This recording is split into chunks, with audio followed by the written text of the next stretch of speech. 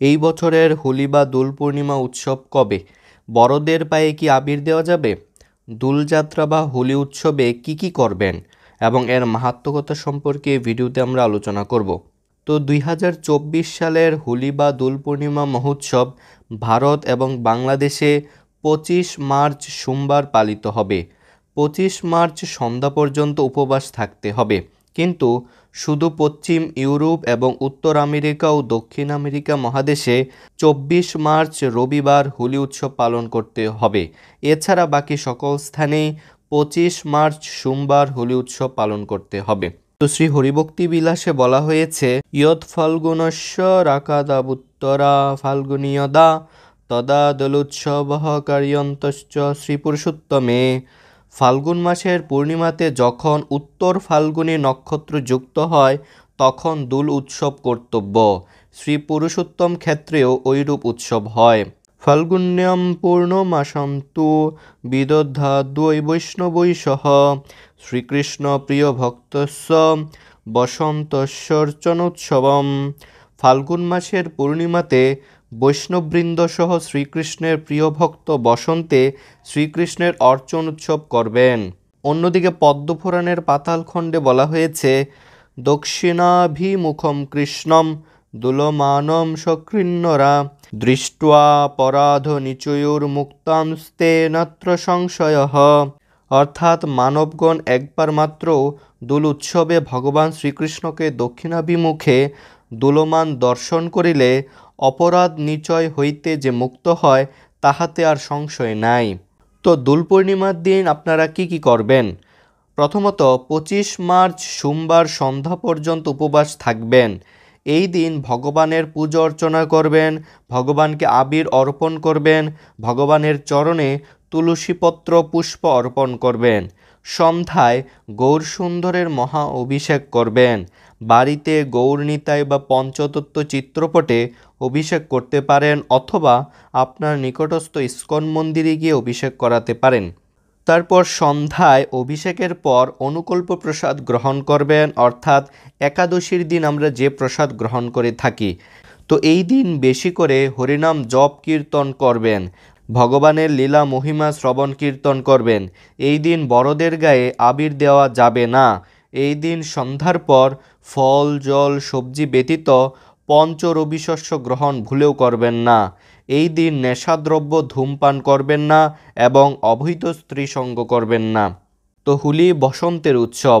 ফাল্গুন মাসের পূর্ণিমা তিথিতে উত্তর ফাল্গুনী নক্ষত্রে এই হোলি উৎসব বা দোল পূর্ণিমা মহোৎসব পালিত হয়। তো এই দিনে অ্যাকচুয়ালি কি হয়েছিল? এই দিন রাধাকৃষ্ণ গোপীদের হোলি বা আবির খেলা অনুষ্ঠিত হয়েছিল।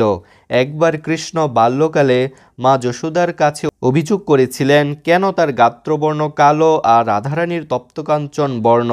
মা যশোদা বলেছিলেন সামনের ফাল্গুনী পূর্ণিমায় আবির দিয়ে রাধারানীকে রাঙিয়ে দিতে। এই দিনে শ্রীমন মহাপ্রভু আবির্ভূত হয়েছিলেন। প্রতি মাসের পূর্ণিমা রাত্রিতেই ব্রজগোপিকাদের সঙ্গে কৃষ্ণ রাসোৎসব করতেন। ব্রজাঙ্গনারা শ্রীমতী রাধারানী ও শ্রীকৃষ্ণকে দোলায় উপবেশন করিয়ে দোল দিতেন। বিশেষভাবে ফাল্গুন মাসের পূর্ণিমায় বিভিন্ন রঙের আবির দ্বারা রং নিক্ষেপ করতেন। এই দোল উৎসবের বর্ণনা এবং কিভাবে দোল উৎসব পালন করতে হয় তা উল্লেখ রয়েছে পদ্মপুরাণের পাতালখণ্ডের এবং ব্রহ্মবৈবর্ত পুরাণের প্রকৃতি খণ্ডে এবং শ্রী হরিভক্তি বিলাসে।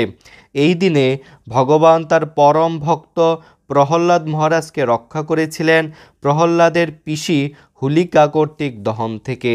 দৈত্যরাজ হিরণ্যকশিপু ব্রহ্মা কর্তৃক বরপ্রাপ্ত হয়েছিলেন যে তাকে হত্যা করা প্রায় সম্ভব।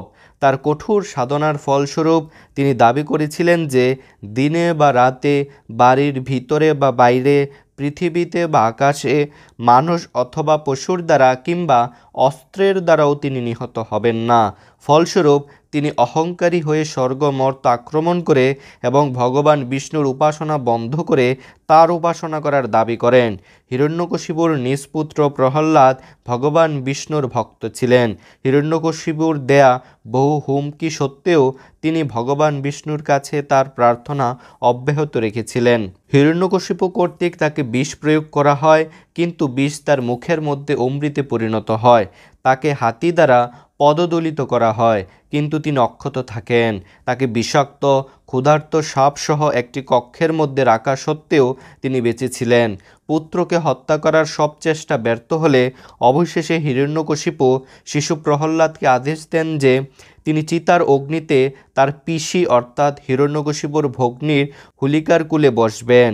হুলিকা একটি বস্ত্র বর পেয়েছিলেন, যেটি পরলে তিনি আগুনে দগ্ধীভূত হবেন না।